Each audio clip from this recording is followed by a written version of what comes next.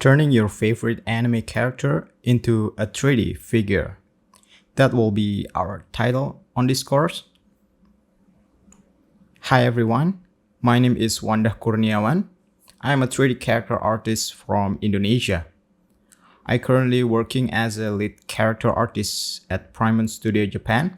I have more than 10 years of experience working as 3D character artist.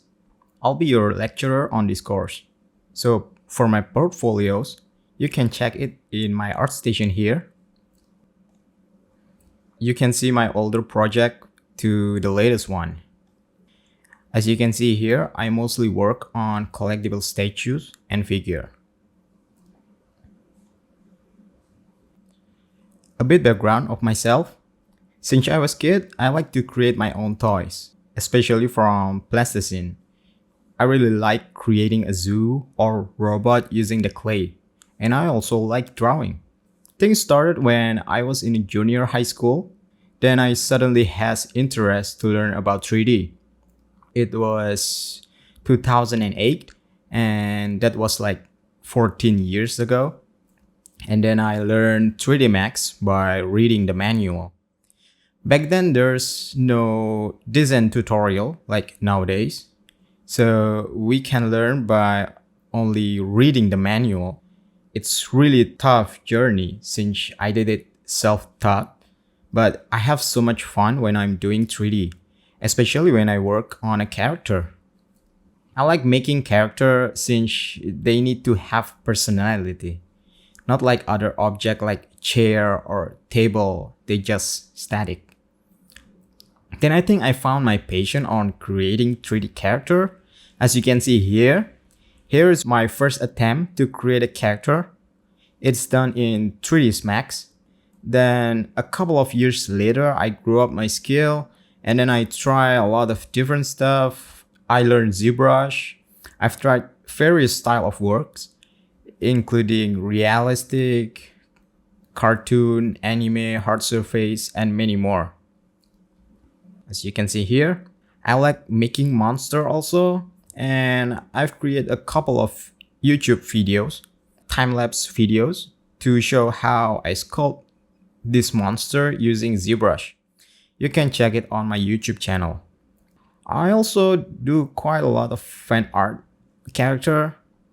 Why I choose fan art? That's because fan art is easier to get popularity, especially in the social media. And if you got more popular, then you'll get a lot of job offer. Most of my job opportunity that I receive is because they see my fan art works. One of the job that I received back then is a job creating statues of Devil May Cry character. This one is Dante. It was an official statue for a company named Kinetic Cat back in 2015. We create a lot of statues together from Devil May Cry, Street Fighter, Monster Hunter, and much more. I also have some experience working with a AAA video games company before. Create a character for a fighting video games. And then I quit and I tried to work as a full-time freelancer. I tried to contact some of the collectible company, then I got some of the job, and then I've experienced working with a lot of different company in collectible industry. I try to be as flexible as I can to adjust every style on each company since some of them have very distinguished style. Later on, I got a job from Primon Studios. This too was the first and the second character that I did for them. I worked as a freelancer for them, but then I worked as the full-time lead character artist until today. In Prime 1, we created so many cool characters. I've sculpted various characters from DC Comics, Square Enix, Capcom, Kadokawa, and many more. They are all very high resolution statues. They're pretty big also and cost quite a lot. I'm very proud and really enjoying working with them. I've sculpted more than 100 different characters for statues, figure, and other collectible toys. Most of my projects are officially licensed product, so my journey as a character artist, it's all start from fan art, and now it's official stuff. So that's all for my introduction.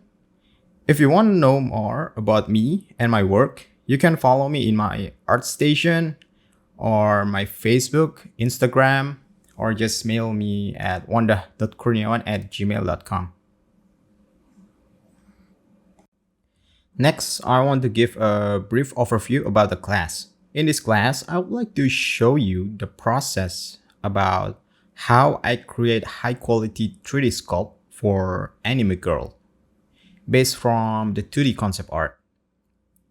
When I sculpt a character for a figure or statue, I've tried a lot of different technique. Based on this experience, I will show you one of the easiest approach of sculpting character. How to break down a character. Not only that, I want to show you also how to work with just limited technical knowledge of the software, and then we keep improving it on the next project. We will split it into different sections. First will be the introduction. Here I'll explain how the anime figure industry works, what software we will be using to sculpt the character, how's the overall workflow, and how's the future of the industry. Second, you will learn the essential things about how to operate with the software.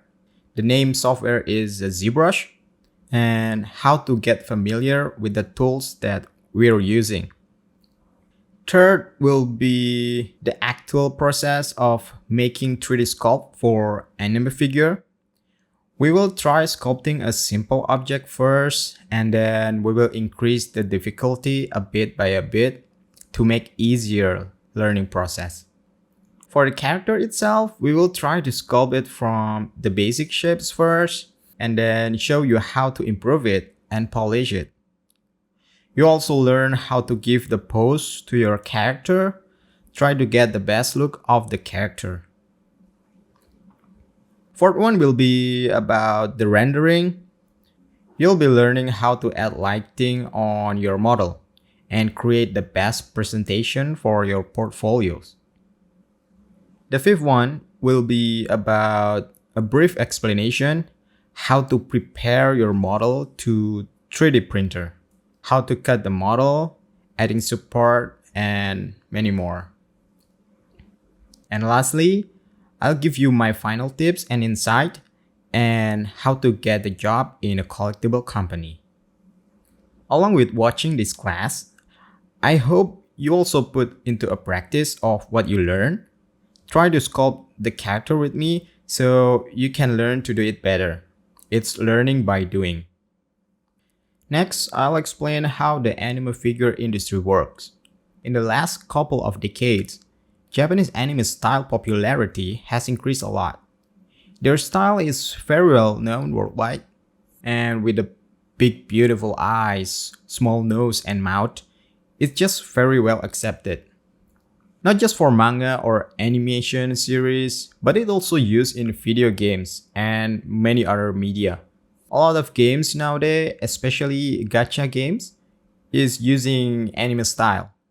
Their popularity also supported by selling their merchandise like t-shirt, plushie, and many more. And one of them is anime figure.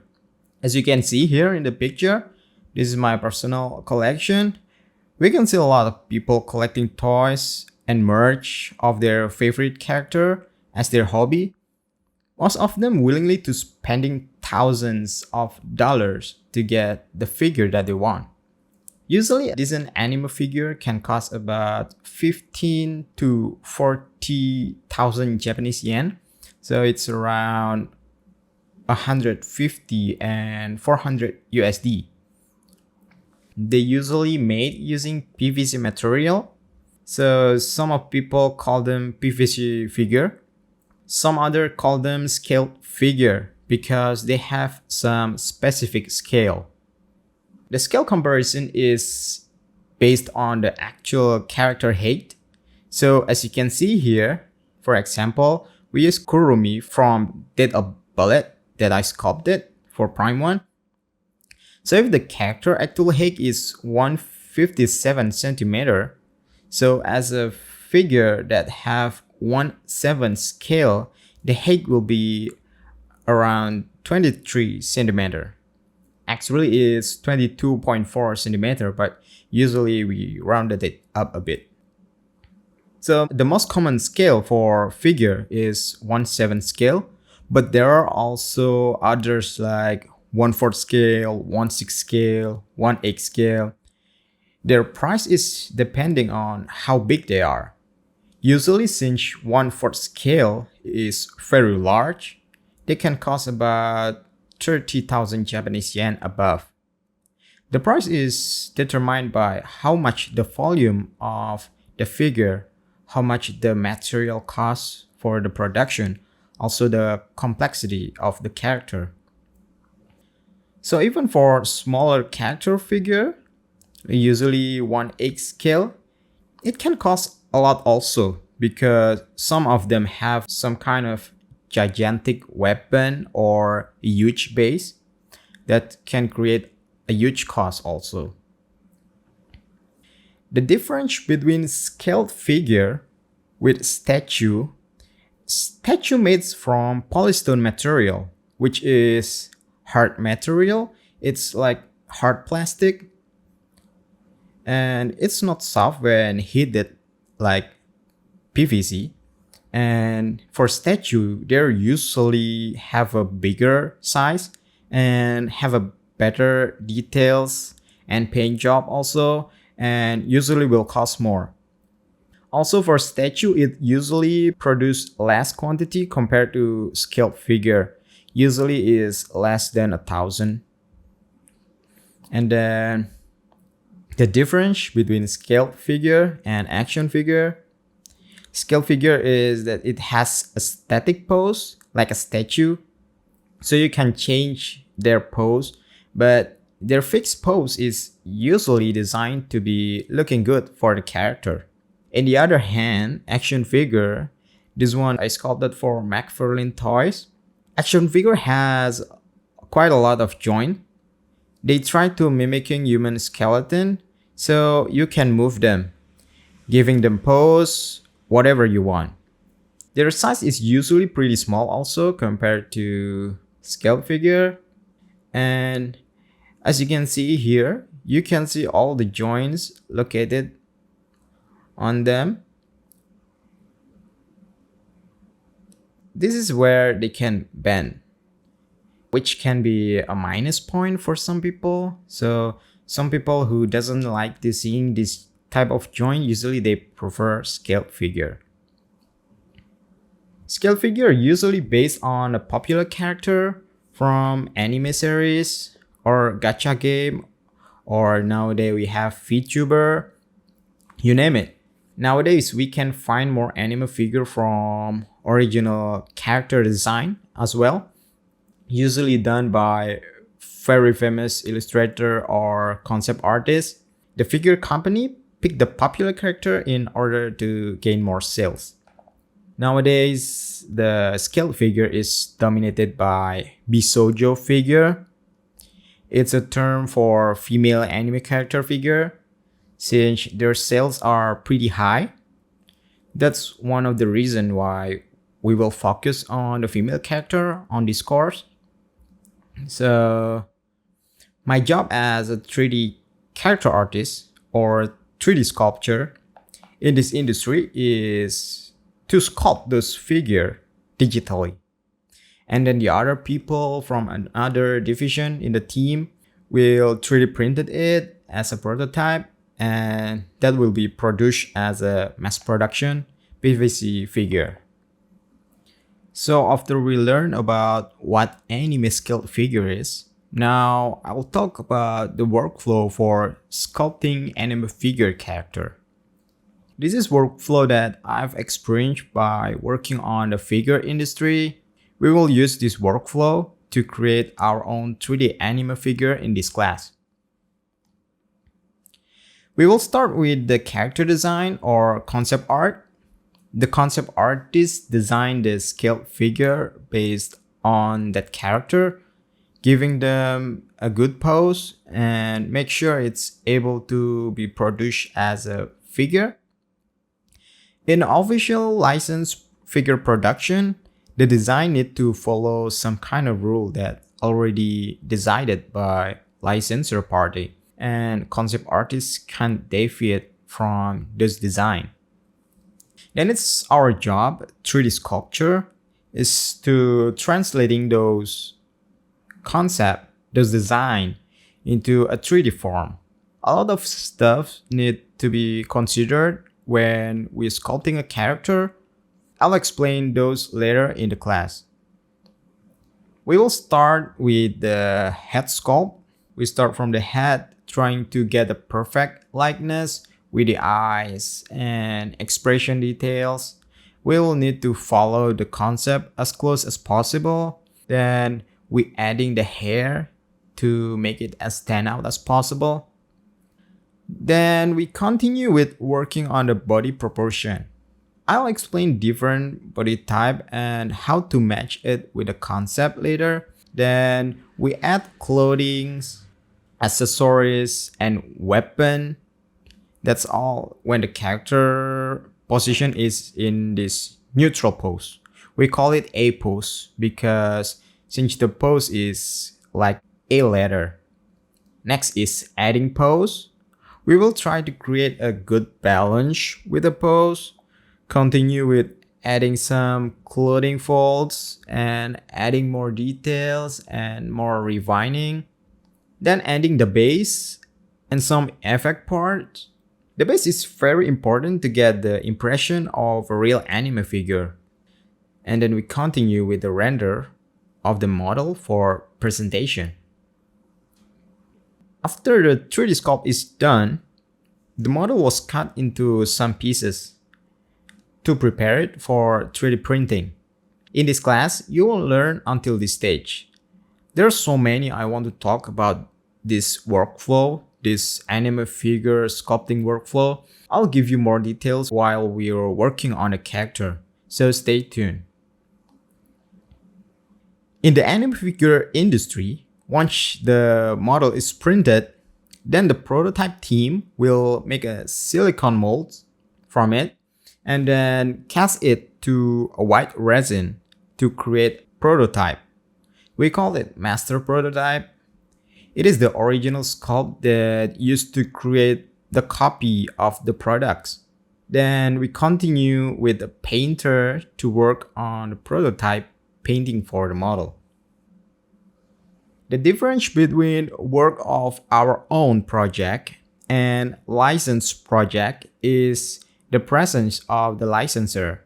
Licensed figure need to be checked by licensor team, usually someone with authority from the anime studio or original creator or mangaka himself. Once the prototype is done and approved by the licensor, then the marketing team take a tons of picture or video of the figure for promotional purpose. So later, they will post it on their social media or put it into live exhibition like Wonder Festival and some other annual toy convention. Then when the figure is ready for pre-order, they will also announce it in their social media since the buyer need to pre-order the figure first. The final figure is not delivered to the buyers yet. Instead, after pre-order the figure, they will need to wait a certain amount of time, usually less than a year, sometimes can be more. That was the time for the production.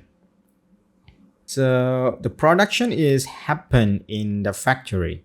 In the factory, they using metal molds to create 1,000 or 100,000 of copies in PVC, ABS, and other plastic material, and then they painting it.